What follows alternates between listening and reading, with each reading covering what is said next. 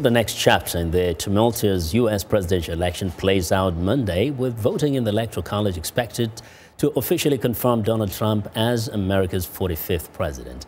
Voters have known since early November that Trump would take over the White House, but U.S. presidential elections are not determined by the popular vote, but by electors who gather in all 50 U.S. state capitals. VOA's Caroline Presutti explains. U.S. voters went to the polls and elected a president last month. So the one with the most votes wins, right? Not quite. Hillary Clinton received 65.7 million votes, and Donald Trump received 62.9 million. So how is he president?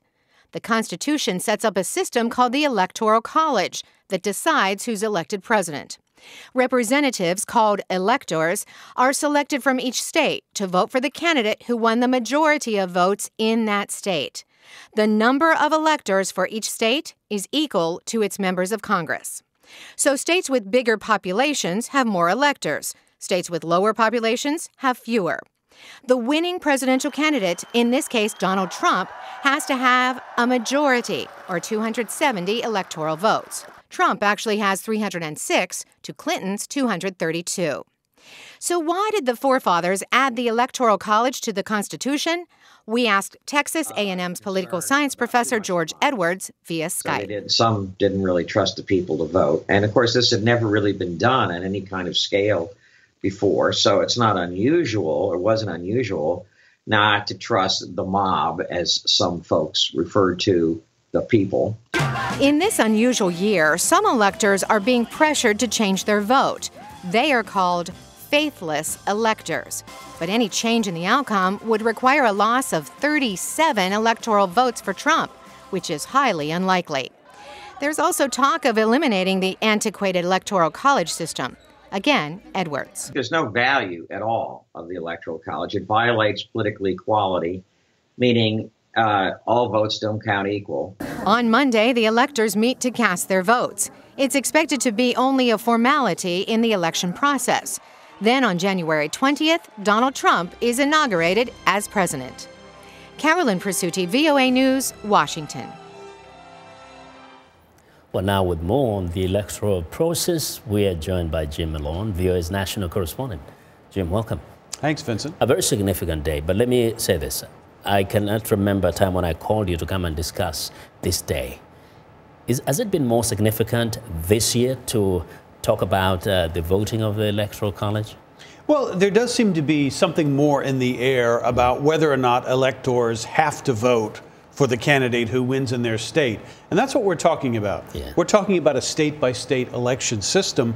The electors are actually chosen by the political parties in the state. Whichever candidate wins that state, that slate of electors, which is generally partisan, will support that candidate. That's why it's hard. You have Democrats calling on Republican electors not to vote for Trump. It's not really going to happen. And again, across the world, this particular year, people noticed that the other candidate, Hillary Clinton, seemed to have gotten more votes, and yet she won't be the president. By quite a bit, 2.8 million. Yeah. It's huge. Yeah. But you know, one of the other reasons they set up this system so that smaller states would have a voice. If you just did it based on population, the large states would rule. So they built this state-by-state electoral vote. You have to accumulate the votes by winning in the individual states, and that's what Trump is going to benefit from.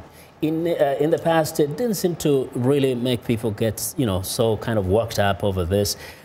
What is it in this election that made people feel so strongly about this process? Well, I think it's a reflection of the divided country. The fact that Hillary Clinton could win the popular vote by such a large margin. She's very popular along the two coasts, the East Coast and the West Coast.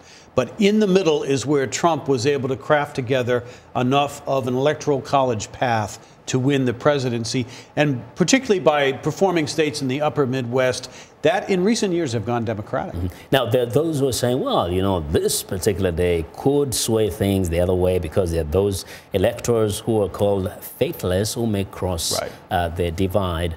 How is that likely? I mean, is that likely to change? No, it's not likely. And listen, they've been inundated with emails and letters urging them to change their vote. Most of them are saying, not a chance. If they are designated as a Republican elector in a various state where Trump won, they're not going to change their vote based on that. There's one guy in Texas who's talking about it, but he's an exception to the rule. The electors will generally confirm the results in their states. That's what they're doing, and that's what we expect this time. From what you're hearing, those who've been proposing, perhaps we should do away with this. Is is this more of an elitist kind of conversation, or is it something the voters, the citizens, feel strongly about? Yeah, not so much, perhaps. Some do, but it's a steep curve to get it switched. You need 2/3 of the Congress in each house to vote to craft a constitutional amendment to do away with it, and you need 3/4 of the states to ratify. It's very unlikely that you'd be able to build enough public support to do that. And then again, you have to change the mindset, because as they say, the founding fathers were thinking about, the voters as a mob that cannot be trusted all the time. Well, and the Republicans will not be agreeing to any change on this anytime soon. They've won 2 elections in 16 years based on this. Yeah.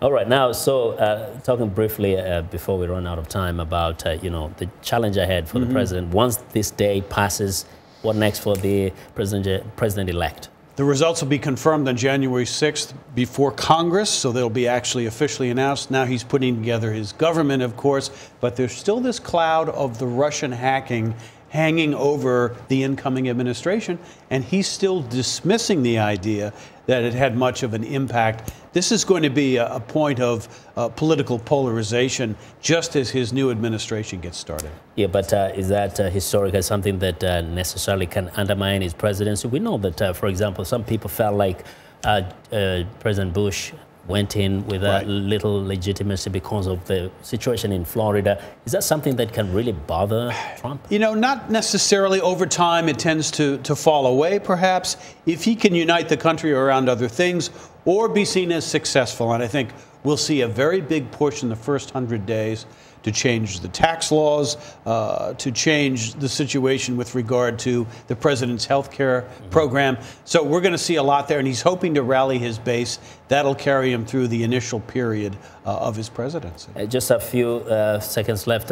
Thought on the thank you rallies. Has anything else? Have you witnessed this? We haven't seen this before, and we'll probably keep seeing it. Thank you. I think we're done. Thanks a lot, Jim, for your insights. We do appreciate very much.